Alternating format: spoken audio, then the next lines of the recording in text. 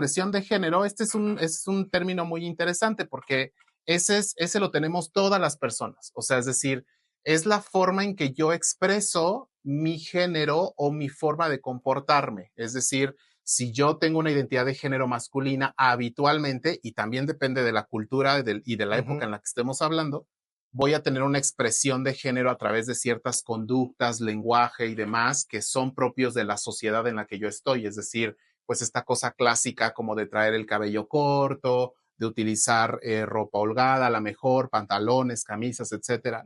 Bueno, las diversidades sexogenéricas es una forma de denominar a un grupo de personas que tenemos una orientación sexual, una identidad de género, una expresión de género o cualquier otro aspecto que tenga que ver con mi sexualidad diferente de la normativa, es decir, como diferente de las personas que son heterosexuales o personas cisgéneros, es decir, personas que tienen una coincidencia de la identidad de género con su sexo asignado al nacer. Lo que la identidad de género es esta autopercepción que tengo sobre el género con el que yo me identifico.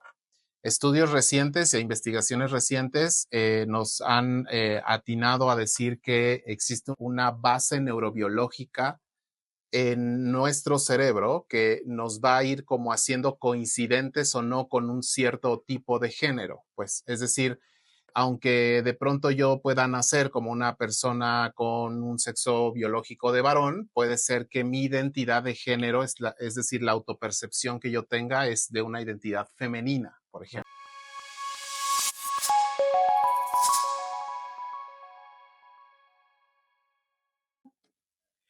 Hola, ¿cómo está familia incansable? Y bienvenidos a este podcast más. Hablemos de tópicos específicos asociados a lo que hoy se nos viene, que es obviamente los días que hacemos conciencia y constancia de lo que es la diversidad de géneros y el ambiente que tenemos que ser cada vez más inclusivos.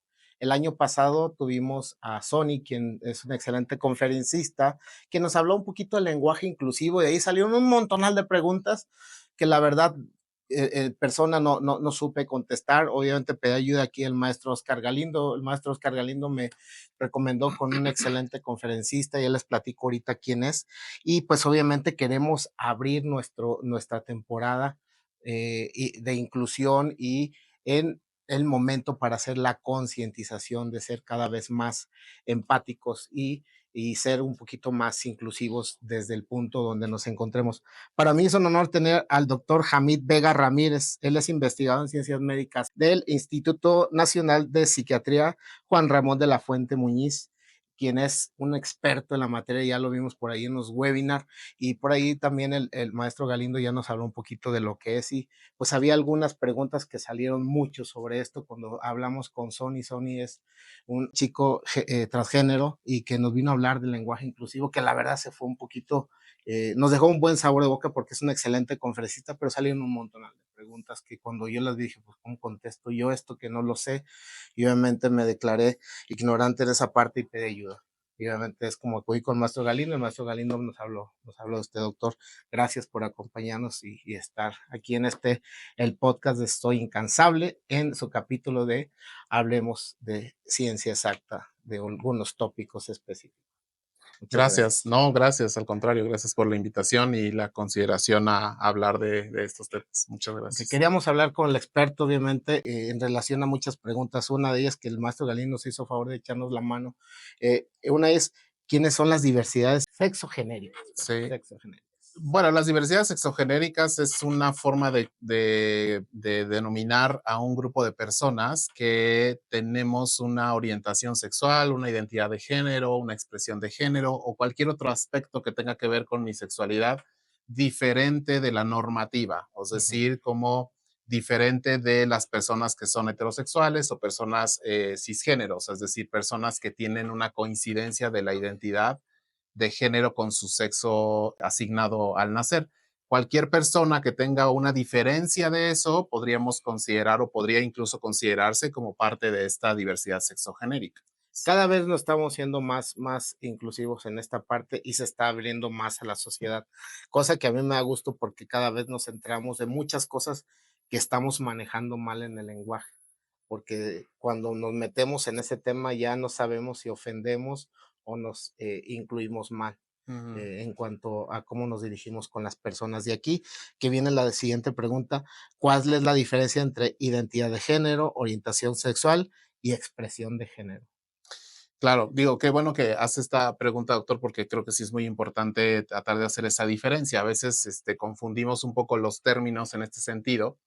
Y básicamente quiero comenzar diciendo que la identidad de género es esta autopercepción que tengo sobre el género con el que yo me identifico.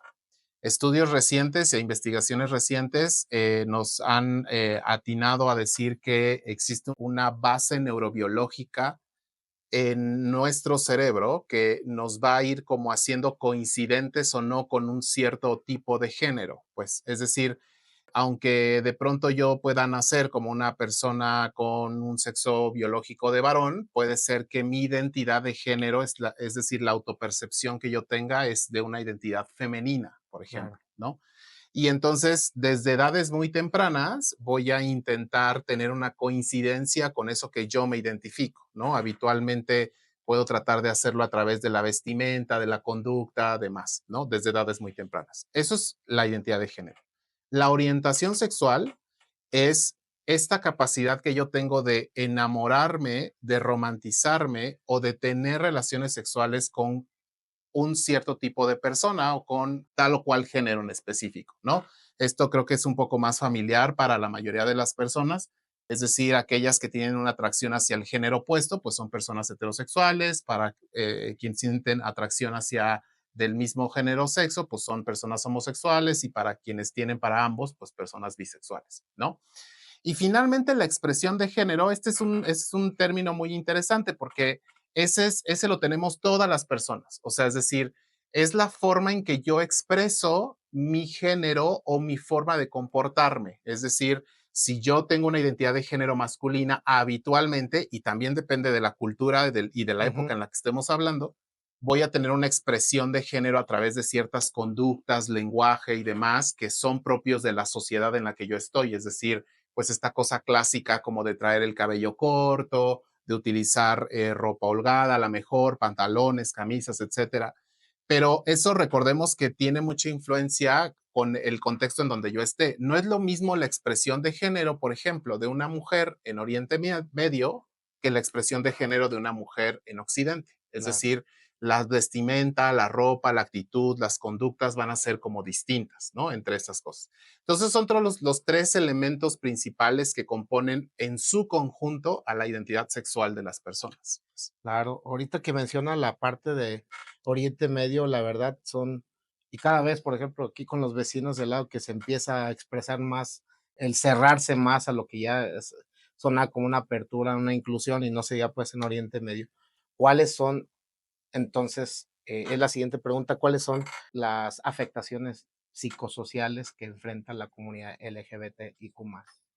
Sí, bueno, hay una cosa muy importante que hay que explicar en este sentido.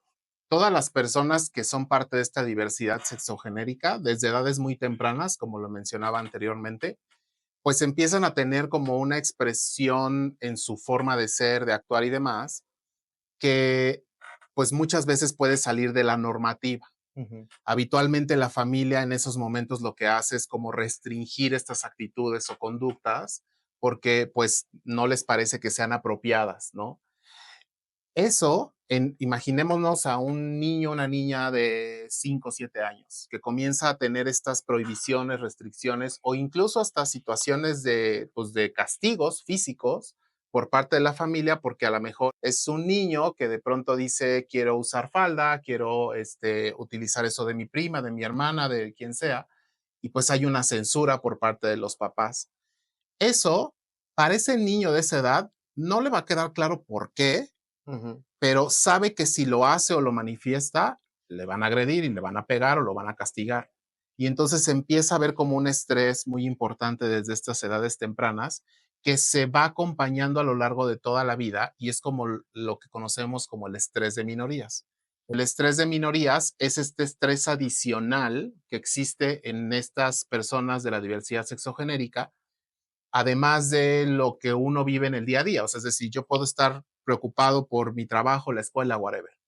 Pero si yo soy parte de esta diversidad sexogenérica, voy a tener un estrés adicional en el día a día, porque todos los días o la mayor parte del día voy a estar cuidándome o preocupándome porque no me identifiquen, no me vean, no, ¿me explico? Entonces, esa parte de ese estrés adicional va generando una carga importante en nuestra mente, en nuestro cerebro, que me va a predisponer a que yo pueda desarrollar algún problema de depresión, de ansiedad, de consumo de sustancias y demás, y no por el hecho de que yo sea parte de esa diversidad, sino por el hecho de que el entorno en el que yo me desenvuelvo es hostil o es no tan agradable ni tan aceptable, y por eso es que tengo que estar todo el tiempo cuidándome, protegiéndome, en este sentido. Cómo puedo yo como padre disminuir el estrés de minoría en mi hijo? Si, por ejemplo, yo detecto o identifico que este hijo o hija tiene una serie de actitudes o conductas que en términos objetivos no le generan ningún daño a nadie, la mejor forma de abordar eso es simplemente acompañándole, es simplemente como ayudándole o acompañándole, y que sí puede ser que pueda tener una serie de reacciones negativas de afuera o de otras personas, no necesariamente de los papás, pero tal vez preparar a ese hijo, esa hija a esa serie de situaciones que pueda vivir y experimentar, pues. Es decir, no censurarlas, no prohibirlas y mucho menos como castigarlas, ¿no? Porque al final de cuentas, cuando uno ve las cosas de manera un poco más objetiva, se da cuenta que estas conductas o estas actitudes en realidad no dañan a nadie, Claro. no le generan ningún mal a nadie, pues. Claro, claro. Pero justamente en un país donde sí todavía desafortunadamente se cataloga como minorías, sobre todo los chicos que como padre estás tratando de apoyar para evitar este estrés de minorías, pero el pensamiento que se viene es, pues, ¿qué le sucede en la escuela? ¿Qué pasa con los bullying de la escuela? Cuando empiezan a identificar cosas, porque desafortunadamente seguimos en este tabú y empezar a estigmatizar a las minorías. Es algo que a mí como padre me preocupa, pero sí, bueno, cómo proteges a tus chicos cuando tú no estás? Sí, y totalmente entendible, y por supuesto que esa preocupación y esa angustia como padre va a existir, ¿no? Va a estar ahí, pero la realidad es que también es imposible que como padres estén al 100% y todo el tiempo al lado del hijo, o de la hija, ¿no? Sí. Lo mejor que uno puede hacer en ese tipo de casos es ayudarle a buscar estrategias de afrontamiento ante estas situaciones, que son situaciones que como papá o mamá no se van a poder evitar, no van a poder como evitarlas al 100%. Ujú, Pero una cosa que yo sí puedo como decirles y que está basado en la evidencia es que cuando un niño o una niña que pertenece a esta diversidad sexogenérica tiene el apoyo de su núcleo primario de apoyo, que habitualmente es la familia, no importa que el mundo afuera se caiga, a ese niño, a esa niña le va a ir muchísimo mejor y va a lidiar muchísimo mejor con ese estrés de minorías y no va a tener el impacto, a diferencia de alguien que desde la familia más bien tuvo una situación de censura, de castigo, de rechazo, de aislamiento, etcétera, por tener estas conductas o actitudes. Les va muchísimo mejor a las personas que tienen este nivel de apoyo por parte de la familia central, ujú. y no importa que el exterior se esté cayendo y esté en ese sentido. Y este niño, esta niña se va a sentir mucho más seguro de poder afrontar esta serie de situaciones que me explicaba o que me ponía como Ujú, ejemplo, aunque las viva de pronto, pues, claro. ¿no? ¿Qué dificultades entonces puede tener ahora la comunidad LGBT? Yo como hematólogo veo una enfermedad que es muy común en los pacientes, sobre todo con VIH positivo.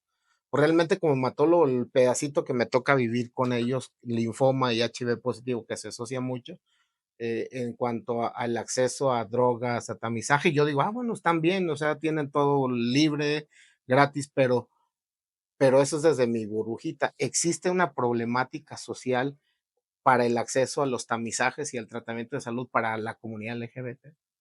Sí, sí existe. Digo, afortunadamente, como mencionaba al principio, estas cosas han ido cambiando gradual y paulatinamente, y justo comentaba con el doctor Galindo hace un momento que también es cierto que nosotros, como habitantes de la ciudad más grande de México, Ujú, también vivimos medio en una burbuja, ¿no? sí, Salir de la Ciudad de México es otro México de pronto. Pero bueno, abocando a esto, sí hay una limitación en el acceso a los servicios porque muchos de estos servicios no son tan amigables, pues, o sea, y cuando digo amigables no me refiero a que tengan que tener una alfombra y tener tu cafecito y cosas así, no, no, no, sino simplemente como ambientes donde se explicite que te voy a tratar con respeto y te voy Ujú. a tratar con total y absoluto profesionalismo. No lo hay porque al final de cuentas, como profesionales de la salud, seguimos siendo personas del mundo en la vida en general. Y es Okey. muy imposible o muy difícil de pronto que estos prejuicios que yo pueda llegar a tener, por ejemplo, hacia la población LGBT o hacia la diversidad sexogenérica, se presenten a la hora de prestar servicios.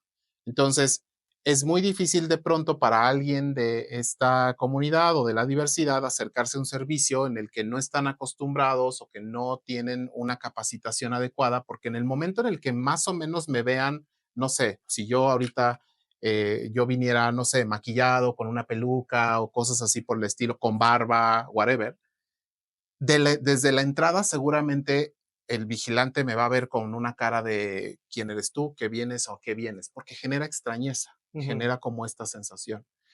Y no se diga cuando ya estoy en el tú a tú con este prestador de servicio, médico, enfermería, whatever, puede haber una actitud como hostil o como de resistencia o reticencia. Entonces, muchas personas de pronto, por ejemplo, no acuden a los servicios porque no los perciben así amigables o tolerantes, vamos a decirlo así, y prefieren como decir, bueno, pues ahí a ver algún día, o si me complico o algo, pues ya, ¿no? Pero como sentir seguridad al acudir a estos lugares, pues no existe en todos los lugares. Y por eso es que hay un retraso, por ejemplo, en el acceso a servicios, al diagnóstico, a la prevención. Ahora que mencionaba el VIH, pues también siguen existiendo estas cosas como para que eso pase. Es importante las primeras preguntas donde nos hablaba de género, orientación sexual o cómo era la expresión de género.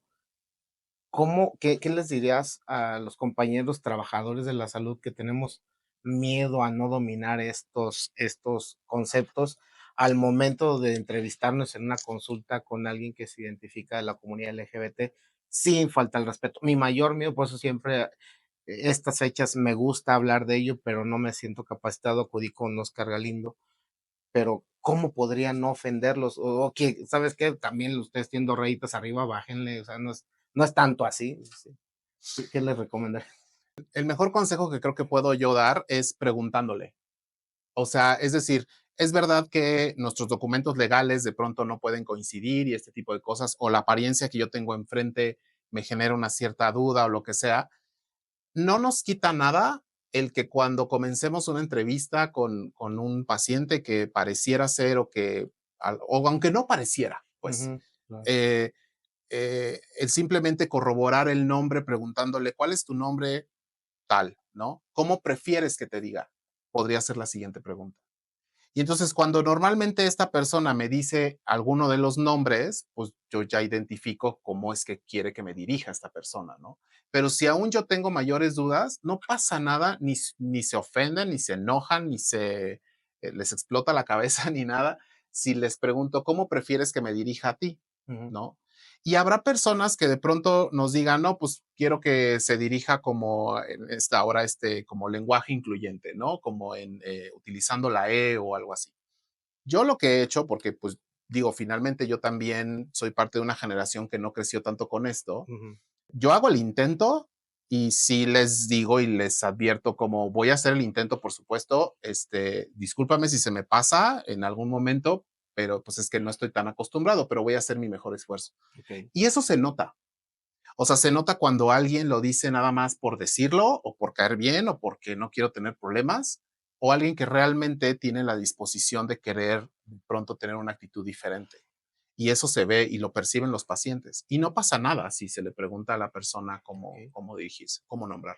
Okey, la verdad qué buen tip, porque creo que tenemos que bajarle 2 rayitas nosotros y hablando se entiende la gente, yo creo, ¿no? Sí, Bueno, totalmente. el siguiente es los programas públicos en México para los pacientes de la comunidad LGBT, ¿todos son suficientes? ¿Necesitamos algo? ¿Necesitamos más publicidad? ¿Necesitamos más espacios? ¿Qué se necesita? Yo creo que lo que se necesitaría es hacer una mayor difusión, porque ya hay algunos intentos que se han hecho por parte de los servicios públicos de salud en ampliar como esta capacidad o competencia, pero luego no se difunden lo suficiente y Ujú. entonces no hay como estrategias adecuadas de capacitación de tal manera que se pueda tener una mayor penetración en el mismo personal. Todavía hace falta, definitivamente, sí, hay algunas cosas que se han avanzado, pero sí hay todavía mucho trabajo por hacer, sobre todo en términos de sensibilización, pues, ¿no? Justo. Para que justo este miedo que mencionaba o como temor o como reticencia se disminuya y baje, pues, ¿no? Y entonces sea como una comunicación más fluida o una comunicación como más cordial, ¿no? Que al final de Sí. cuentas es lo que Pues se busca. maravilloso. Entonces, familia, pues compartan esta información, es de vital importancia, sí necesitamos que nos ayuden a difundir sobre todo y pues estarnos enterados de estas casuísticas con la gente que realmente sabe y nos ayuda a entender cada vez más. Demos un espacio para entenderlo. Y por último, ¿qué recomendaciones nos puede dar para entender la discriminación y el estigma de la comunidad LGBTIQ+? Yo creo que lo principal que yo diría es saber que existe, está ahí, que no se ha eliminado al 100%, que entender que quienes somos parte de esta diversidad sexogenérica es parte de esta diversidad humana que existe. Yo siempre pongo un poco el ejemplo de la misma manera que existimos personas con un cierto color de cabello, forma de cabello, color de piel, alturas, complexiones, etcétera. La diversidad, por eso se llama así, es parte de este espectro de la condición humana, o sea, del hecho de ser seres humanos hace factible que existamos personas que somos parte de esta diversidad, que sí que es verdad que en términos de números somos una minoría porque pues, la gran mayoría tiende como a tener una cierta característica, pero es parte de la variabilidad. O sea, no es algo como que se provoca, se condiciona o producto de un traumatismo o alguna cosa así por el estilo, sino de la misma manera que yo veo que existen personas de diferentes formas, tamaños, colores y demás. Pues definitivo, le agradeceríamos muchísimo, maestro Jamid. Ojalá venga pues más temas. A mí hay veces que, o sea, me interesa mucho participar en este lado, pero por ejemplo, a mí la vez que le pedí apoyo aquí al maestro, le dije, bueno, ¿y por qué siempre tenemos que esperar cuando sea una moda? Cuando viene la diversidad, viene el momento, hay que incluirnos todos. Pero esto lo debemos hacer, yo creo, una vez al mes, una vez al año. Tratamos de ser un poquito más cooperativos en la manera de la difusión. Creo que como medio podríamos hacerlo. Entonces, la verdad, maestro, creo que nos deja un buen sabor de boca. Ojalá podamos haber contestado todas las preguntas que nos hizo el favor de contestar aquí el maestro y el maestro Galindo Oriental, que fue un poquito de lo que nos preguntaron cuando llegó Sonia aquí. Y pues le agradecemos de todo corazón el espacio que nos dio y el tiempecito. ¿Algo que quiera comentar? No, no, pues al contrario, un agradecimiento de estas cosas. Por supuesto que a mí también me agradan mucho y se agradecen mucho porque son espacios que se van ganando y que se van teniendo una mayor presencia en este sentido y yo de verdad celebro la apertura y como la disposición que justo tienen desde este lado para hablar sobre estos temas, ¿no? Así es, pues para toda la gente nuestro fraterno reconocimiento. ¿Dónde lo pueden encontrar si quisieran hacernos más preguntas después de aquí? ¿Dónde lo pueden encontrar? Redes sociales. Claro, pues digo, a lo mejor la forma más fácil es en mi Twitter, que es Hamid-Vega, @Hamid-Vega, ese es mi Twitter y es la forma en que pueden contactarme, localizarme sin ningún problema. Listo, pues está apareciendo aquí nuevamente sus redes sociales, su Twitter, su ex, antes Twitter más bien, y pues le agradecemos de todo corazón, maestro Hamid. Y pues reciba este reconocimiento simbólico, es el incansable, es Ah, un mediquito que nos hace manualmente, una sobreviviente de cáncer de mama, precisamente nos lo dona, y pues lo utilizamos para agradecerles el tiempo no, hombre, y muchas el momento. gracias. Muchísimas gracias, maestro. Gracias, gracias. Enhorabuena, pues gracias, nos deja un buen sabor de boca. Pues ya saben, compartan, apoyen siempre y traten de difundir y seamos bien solidarios y tratemos de enterarnos más de este tipo de temas y pues ojalá tengamos cada mes al menos un tema de estos, por favor. Pues muchísimas gracias. Gracias, gracias, Hasta doctor. Muy luego. amable. Gracias, maestro Galindo, por apoyarnos también. Esto fue Radio Incan. No te pierdas el próximo episodio y recuerda seguirnos en nuestras redes sociales, Facebook, YouTube, Spotify, TikTok e Instagram. Hablemos del INCAN en Radio INCAN.